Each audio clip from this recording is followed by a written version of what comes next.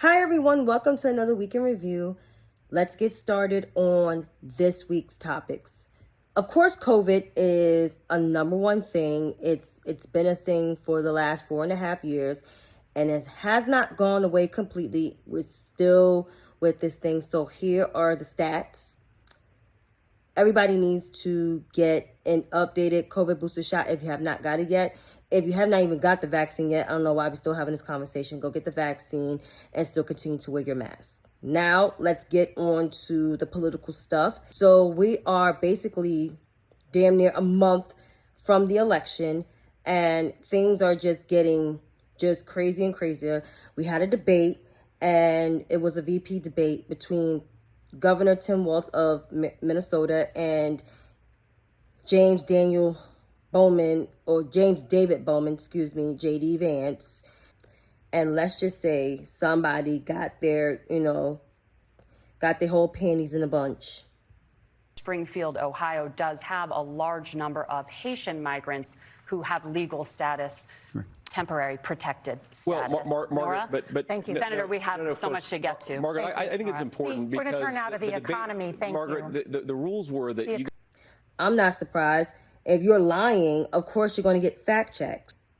The winner, in my opinion, who won on substance and doesn't have to be rah, is the Minnesota governor himself. And you could tell that he is ready for prime time and he is ready for the vice presidency. Now on to,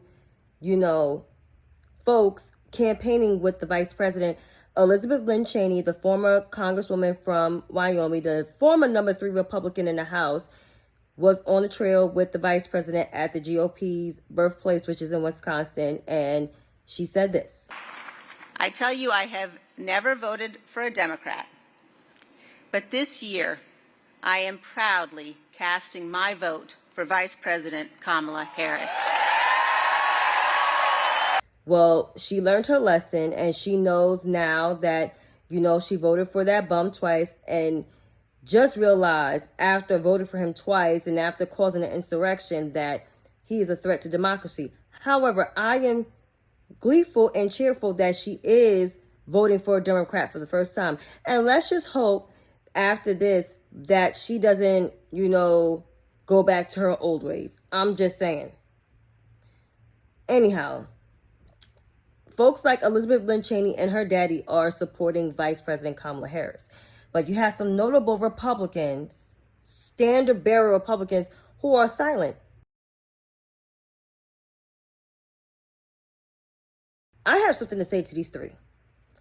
So if you guys are for principle and you guys don't like that bum, and now that President Biden is out the race, what's the excuse that you're not going for Vice President Kamala Harris? If some of your staffers, Romney and Bush, all written a letter to endorse Vice President Kamala Harris and Governor Tim Walz for the presidency, I don't understand what's the issue, why y'all silent. And for you, Mr. Elf himself, I don't understand why your ass is silent, because you got nothing to lose. You're not even in politics no more. So I don't understand. See, these so-called traditional Republicans, saying they're for principle and everything, and you really for principle and you're really true patriots, you would go for Vice President Kamala Harris and Governor Tim Walz. Until you guys open your mouths and endorse Vice President Kamala Harris and Governor Tim Walz, you will always get the continuous, long-standing side eye from me. And until then, folks, have a good night. See y'all next week.